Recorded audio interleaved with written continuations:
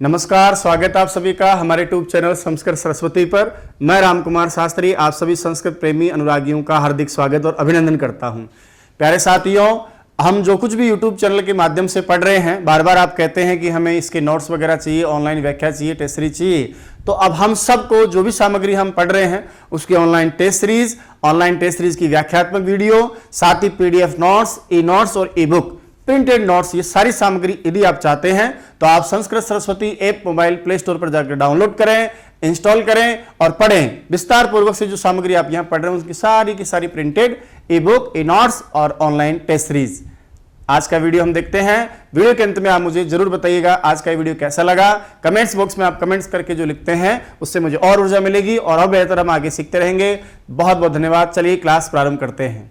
शुक्लां ब्रह्म विचारि सारि परिमां आद्यां जगद्व्यापिनीं वीणा पुस्तकधारिणीं अभयदां जाड्यान्धकारपहां हस्ते स्फाटिकमालिकां विदधतीं पद्मासने संस्थितां वन्दे तां परमेश्वरीं भगवतीं बुद्धिप्रदां शारदां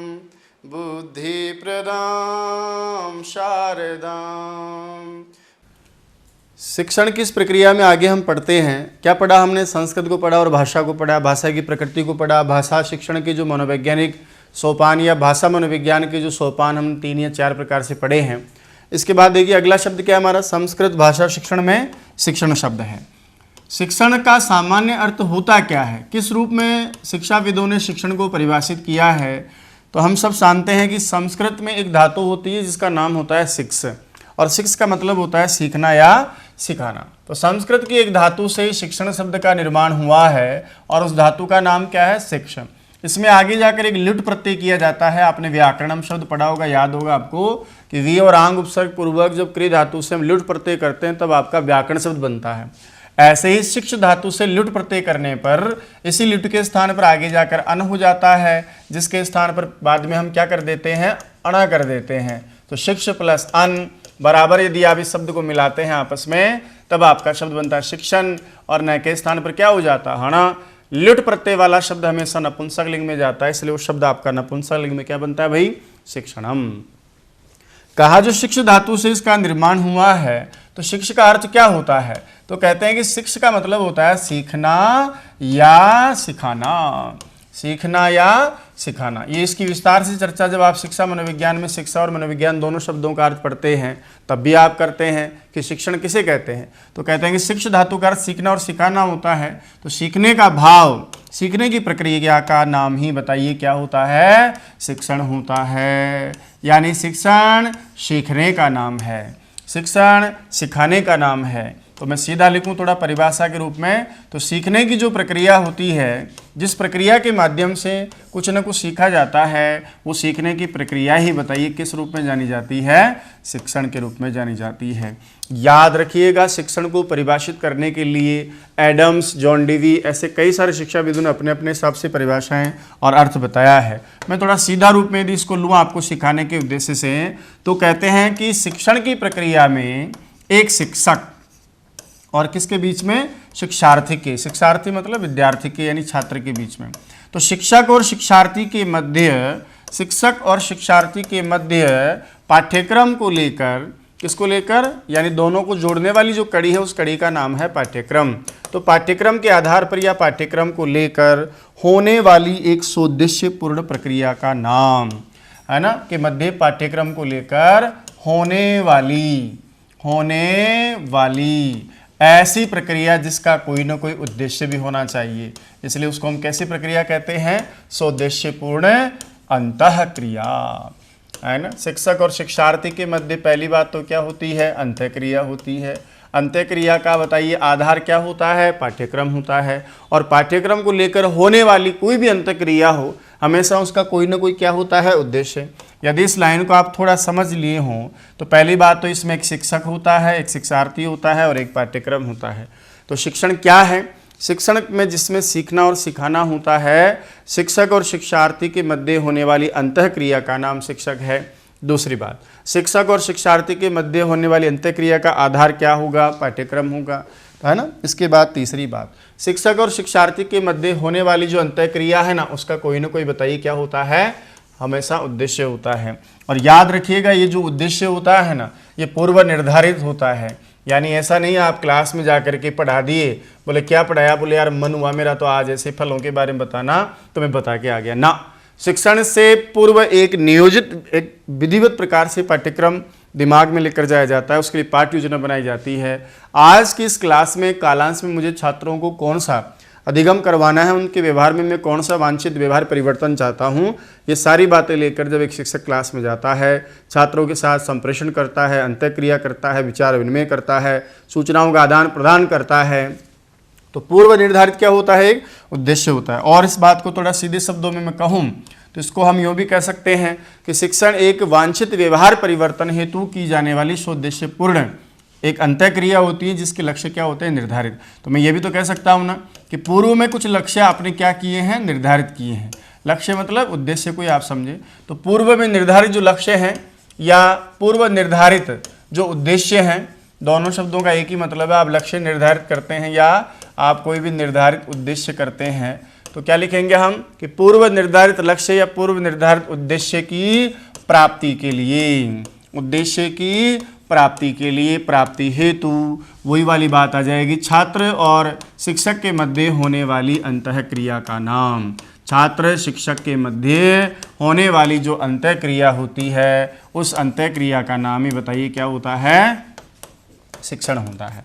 तो ये तो कन्फर्म हो गया है कि इसका मतलब यहाँ एक शिक्षक होता है, एक शिक्षार्थी होता है, दोनों के मध्य अंतःक्रिया होती है और अंतःक्रिया का आधार कोई भी पाठ्यवस्तु होती है। उस पाठ्यवस्तु के साथ में बहुत सारे लक्ष्य निर्धारित किए जाते हैं। प्यारे साथियों, एक एडम्स के नाम से एक शिक्षाशास्त्री हुआ, नाम क्या था उसका? एडम्स। और इस एडम्स ने शिक्षण प्रक्रिया को द्विध्रुवीय प्रक्रिया कहा। उसने कहा कि एक शिक्षण की प्रक्रिया जो होती है उसके दो ध्रुव होते हैं। यानी उसने कितने माने उसके ध्रुव? दो ध्रुव से उसका तात्पर्य था कि शिक्षण की प्रक्रिया में एक छात्र होता है और एक शिक्षक होता है। यानी सीधी भाषा में कहें तो एक शिक्षक और एक छात्र होता है। लेकिन समय के बाद धीरे धीरे जैसे जैसे समय बदलता गया, अलग अलग शिक्षाविदों ने अलग अलग प्रकार से और शिक्षण की परिभाषाओं को और अधिक विस्तृत रूप में समझाने का प्रयास किया। एडम्स के बाद एक और हमारे आदरणीय हैं जिनका शिक्षा शास्त्र में बहुत बड़ा नाम है और उन्हीं के शिष्यों ने, किलपैट्रिक ने बहुत सारी प्रयोजन आदि पद्धतियों के नाम भी दिए हैं। उनका नाम है जॉन डेवी। जॉन डेवी ने भी कहा कि नहीं, ऐसा नहीं है, शिक्षण के दो ध्रुव नहीं होकर के शिक्षण के तीन ध्रुव हैं। कहा कि शिक्षक और शिक्षार्थी के मध्य अंतःक्रिया होती है और मुझे इससे कोई परेशानी नहीं है, इस बात को मैं भी स्वीकार करता हूँ। लेकिन उस शिक्षक और शिक्षार्थी की अंतःक्रिया को जोड़ने वाला एक सोपान है, जिसको लेकर के आपस में अंतःक्रिया होती है, वो भी एक सोपान है। और जॉन डेवी ने शिक्षण को द्विध्रुवीय से कितनी ध्रुवीय बताया? त्रिध्रुवीय प्रक्रिया बताया, है ना। यानी शिक्षण की कितने ध्रुव हैं, कितनी बातें हैं शिक्षण में? बोले तीन बातें हैं। कौन कौन? तो उसने समझाने के लिए कहा कि एक होता है इसमें शिक्षक। कौन होता है? एक शिक्षक जो पाठ्यक्रम को लेकर के अपने शिक्षार्थी के साथ अंतःक्रिया करता है। एक होता है शिक्षार्थी। तो अंतःक्रिया तो शिक्षक और शिक्षार्थी में होती है, लेकिन इसको जोड़ने का जो काम करता है, यानी जो आपके उद्देश्य आपने निर्धारित किए उनका आधार, शिक्षक और शिक्षार्थी की अंतःक्रिया का जो जोड़ है, सहसंबंध जो संयोजन करने का काम करता है, वो कौन करता है? पाठ्यक्रम। और यही सबसे ज़्यादा प्रामाणिक बात मानी जाती है कि शिक्षण में तीन बातें होती हैं, शिक्षक होता है, शिक्षार्थी होता है, दोनों के मध्य अंतःक्रिया होती है और अंतःक्रिया का आधार क्या है? पाठ्यक्रम। ये पूर्व निर्धारित होता है, इसी को आधार मान करके उद्देश्य निर्धारित किए जाते हैं। इन सारी बातों को, पाठ्यक्रम को ध्यान में रखकर, उद्देश्य और लक्ष्यों को ध्यान में रख करके वांछित व्यवहार परिवर्तन, मुझे छात्र में क्या करना है, छात्र को क्या सिखाना है, इन सारी बातों को ध्यान में रख करके एक शिक्षक अपनी क्लास में जाता है और उन सभी उद्देश्यों को ध्यान में रख करके ही छात्र के साथ उसकी अंतःक्रिया होती है। जितना हमारा उद्देश्य प्राप्त हो गया, समझ लीजिए हमारा शिक्षण सफल हो गया। और यदि हमारे पूर्व निर्धारित लक्ष्य या उद्देश्य में नहीं मिले हैं, इसका मतलब शिक्षण में अभी कुछ क्रिया कमी रही है। वापस हम अपना पाठ्यक्रम को वैसे ही तैयार करते हैं, पाठ्य योजना, और ये क्रिया निरंतर चलती रहती है। तो एडम्स ने तो द्विध्रुवीय बताया, शिक्षक और शिक्षार्थी दो ही चीज़ें मानी है शिक्षण में, लेकिन शिक्षण की त्रिध्रुवीय मानने वाले महान शिक्षाविद का नाम जॉन डेवी है। और जॉन डेवी ने तीसरा क्या जोड़ दिया, सोपान एक पाठ्यक्रम। तो जॉन एडम्स के अनुसार द्विध्रुवीय और जॉन डेवी के अनुसार शिक्षण कितनी ध्रुवीय प्रक्रिया कहेंगे आप, त्रिध्रुवीय प्रक्रिया। तो शिक्षण में कौन कौन है, शिक्षक है, शिक्षार्थी है और एक आपका पाठ्यक्रम है। फिर समय के साथ धीरे धीरे कुछ लोगों ने परिभाषाएं दी, वही सारी बातें उन्हीं को थोड़ा घुमा फिरा के कहा कि जब एक अधिक अनुभवों वाला व्यक्ति जब किसी कम अनुभव वाले व्यक्ति के संपर्क में आता है तो वो उस कम अनुभव वाले व्यक्ति के अनुभवों को और विकसित करने का प्रयास करता है। इसी प्रक्रिया का नाम बताइए क्या है, शिक्षण है। और कहा कि शिक्षक वास्तव में क्या है, शिक्षक बोला एक कुंभकार के समान है, और छात्र क्या है, शिक्षार्थी क्या है, बोले घड़े के समान है। और वो जितने भी औजार हैं या जो सामान्य उस पाठ्यक्रम की भूमिका में है, जैसे कुंभकार ठक ठक ठक करके अपना घड़ा बना लेता है, उसी प्रकार शिक्षक अपने हाथों में विद्यार्थी को लेकर के कई सारे माध्यमों से, कई सारे संसाधनों के द्वारा शिक्षार्थी का निर्माण, शिक्षार्थी के व्यक्तित्व का सर्वांगीण विकास को पूर्ण रूप देता है। ठीक है, आगे देखिए, अब हम पढ़ते हैं कि आखिर जो शिक्षण है उस शिक्षण की प्रकृति क्या है। जैसे आपने भाषा की प्रकृति में क्या सीखा है, जो भाषा को विस्तृत रूप से बताने का काम करती है वो इसकी प्रकृति हो जाएगी कि भाषा है क्या। वैसे ही जैसे शिक्षण में मैंने भी आपको एक छोटा सा बता दिया कि शिक्षण का मतलब भाई साहब ये होता है, उसी शिक्षण को आप यदि देखें दूर से कि यार शिक्षण में होता क्या है, या शिक्षण वास्तव में कहा किसको जाता है, शिक्षण में होता क्या क्या है। तो जो शिक्षण को समझ लिए आप, इसका मतलब शिक्षण की प्रकृति भी समझ लिए।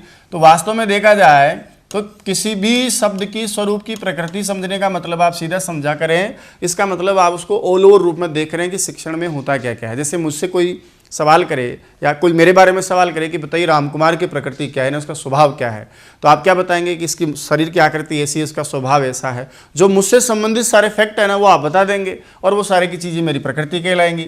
उसी प्रकार से जो अगली प्रक्रिया है, अगला जो अपना सोपान उसमें हम पढ़ रहे हैं कि आखिर जो शिक्षण है छात्र और शिक्षक के मध्य होने वाली सौदेश्यपूर्ण जो प्रक्रिया है ना, अब बहुत सारी बातें तो इसी में आ गई ना, तो उसकी प्रकृति जो है हम पढ़ने जा रहे हैं कि शिक्षण की प्रकृति क्या है। देखिए, शिक्षण मैंने आपसे पहले ही पूछा कि शिक्षण क्या है, एक अनवरत प्रक्रिया है। अनवरत प्रक्रिया से मेरा तात्पर्य है सतत गतिशील प्रक्रिया है। शिक्षण कभी रुकता नहीं है, शिक्षण हमेशा चलता रहता है। तो नंबर 1, शिक्षण क्या है, शिक्षण एक सतत, जिसको हम कह सकते हैं गतिशील प्रक्रिया है, यानी शिक्षण का कार्य निरंतर चलता रहता है ना। जैसे आप लोग अलग अलग इकाइयाँ जरूर बना लेते हैं कि साहब एक मासिक इकाई होगी आपकी, पाक्षिक इकाई, साप्ताहिक इकाई, वार्षिक योजना आप बनाते हैं, लेकिन हर वर्ष चलता ही रहता है। शिक्षण केवल ये भी नहीं है, यदि हम क्लासरूम की बात करें तब तो फिर भी यो मान लो भाई चलो हमारी 15 साल की शिक्षा हुई, 20 साल की शिक्षा हुई, लेकिन यदि जीवन के परिप्रेक्ष्य में हम देखें तो शिक्षण की कोई उम्र होती ही नहीं है।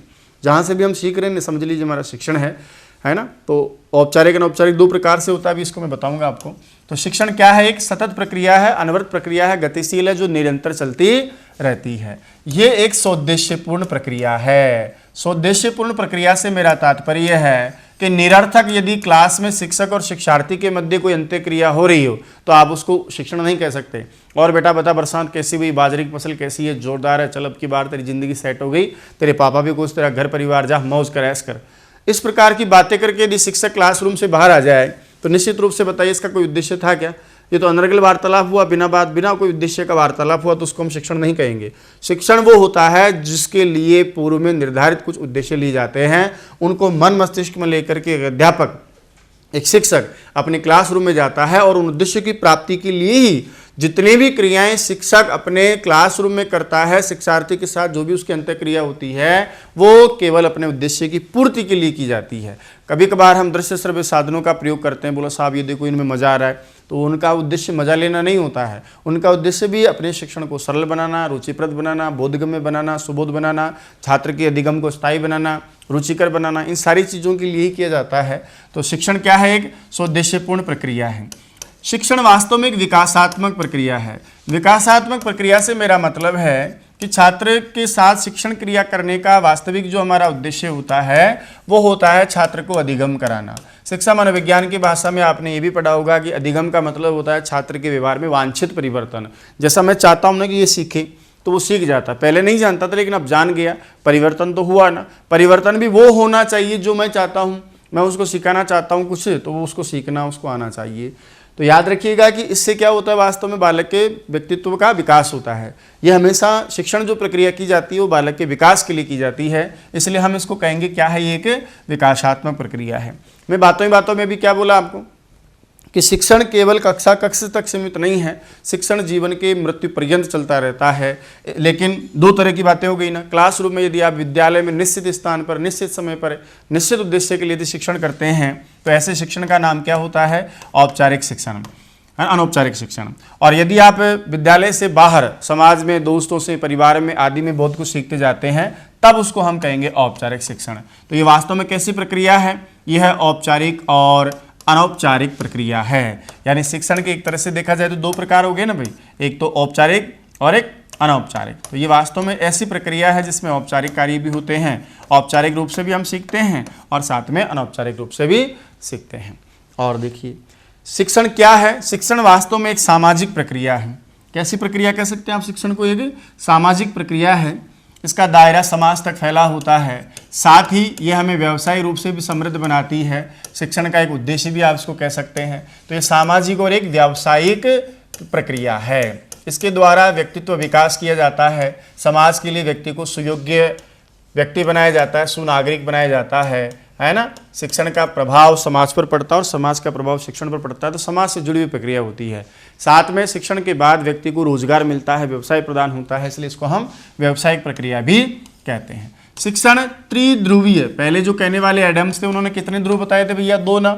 लेकिन आगे जाकर के जॉन डेवी नाम के वैज्ञानिक ने, शिक्षा मनोवैज्ञानिक भी माना जाता है और शिक्षाविद भी माना जाता है।